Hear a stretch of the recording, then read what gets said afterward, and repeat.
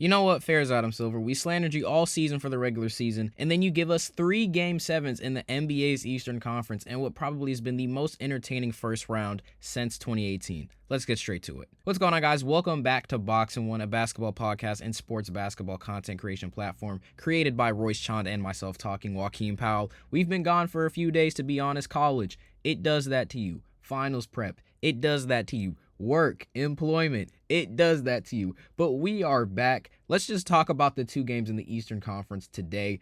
The Detroit Pistons completed the largest comeback in an elimination game on the road since 1996-97 when these things were being tracked. Orlando, you were up 24 points. 24 points. That is not the Kobe tribute we were looking for. Also, Banchero, 0 of 9 of 3, 4 of 20 from the field, 17, 10, 6, 2 steals. Desmond Bane, 17, 3, 1, 2 steals, 7 of 18 from the floor. Weirdly enough, as bad as Desmond Bane has shot, given the clip he's shooting at, he's probably been Orlando's most efficient player from the floor overall. I know PB&J had that crazy 45-point Game 5, matching Cade's Cunningham 45-point Game 5. But this is terrible. If you're the Orlando Magic, I don't know how you mentally rebound being up 24, and then the Pistons going on the run they went on. Cade Cunningham 32, 10, 3, 4 steals, 1 block, 10 of 23. Asar Thompson, 4, 10, 6, 1, 2 of 7. Tobias Harris, 22, 10, 35, 7 of 20. Duncan Robinson, 5 of 11 with 3 assists, 14 points, 5 rebounds. Jalen Duren, you're still playing bad. You're still letting money literally slip away from your hands. 8 and 9. I don't think you've recorded a double-double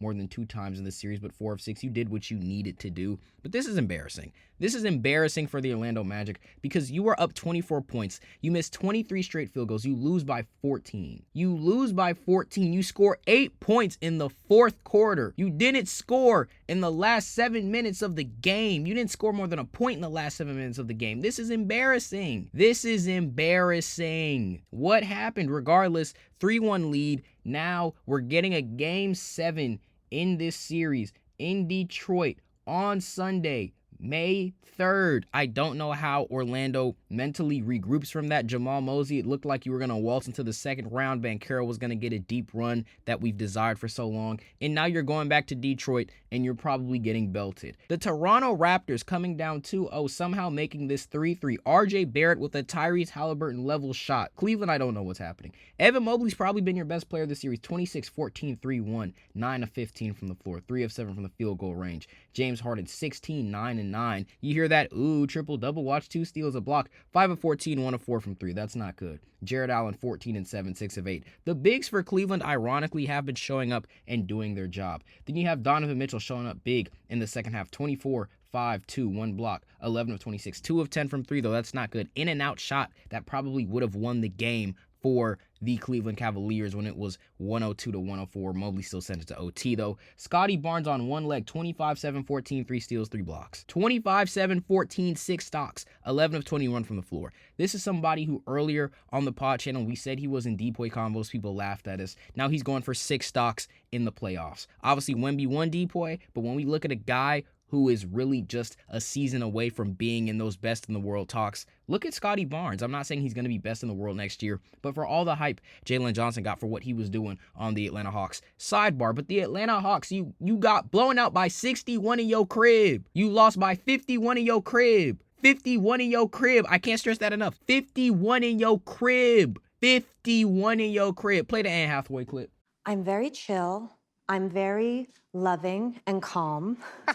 But I'm also the type of fan that I considered wearing an OG jersey out here today. Yeah, that's it. So I'm kind of the... You're a little both, yeah. Because when I'm at the game, I want them to know that I know who they are and that they're gonna win.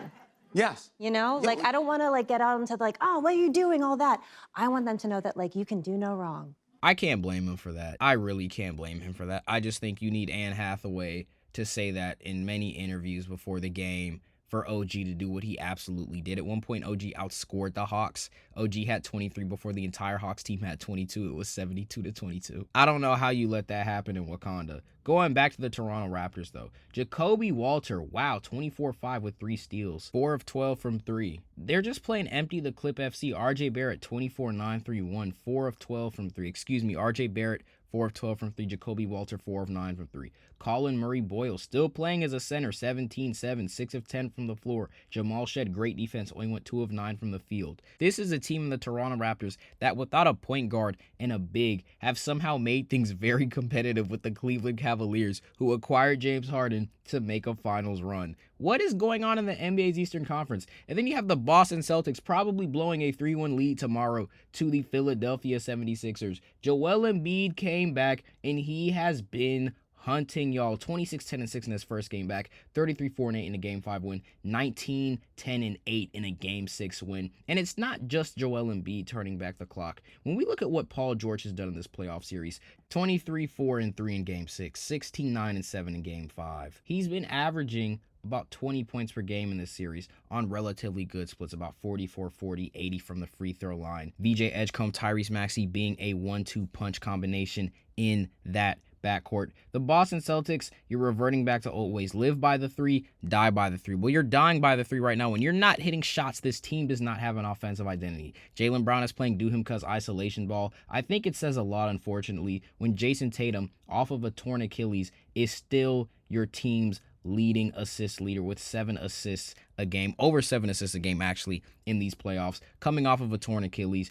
being probably your best offensive facilitator. His playmaking has gotten way better, but he has no time to take off. If Tatum can't get this offense going, if a point forward, if a 6'10 shooting forward can't get the team going, the team is losing. That just sounds very LeBron James-esque. Digressing from that, though, the Eastern Conference is absolutely crazy. I don't even know why I said digressing for that. Just I digress. The Eastern Conference, you have 3 Game 7s. It's looking like the Knicks are going to win the East. Like, it looks like New York is going to win the East. Honestly, that's what it looks like right now. And it's just absolutely crazy because this is an Eastern Conference. When we saw these matchups, yeah, Orlando's not doing anything to the 1 seed. Yeah, Toronto's getting smoked. Yeah, Atlanta's not doing anything. Yeah, Philly's losing again. We have 3 Game 7s. And for 2 games, we had CJ McCollum being the owner of the New York Knicks. What a conference, man. Oh, my goodness. Fair play, Adam Silver. Fair play. With that being said, though, guys, that is going to do it for us today. Back on the daily content for the playoffs. Like I said, work, employment, college. It happens. It takes a toll from you. But we are back to daily uploads on BoxInOne. Almost at 400 subscribers. So if you enjoyed this content,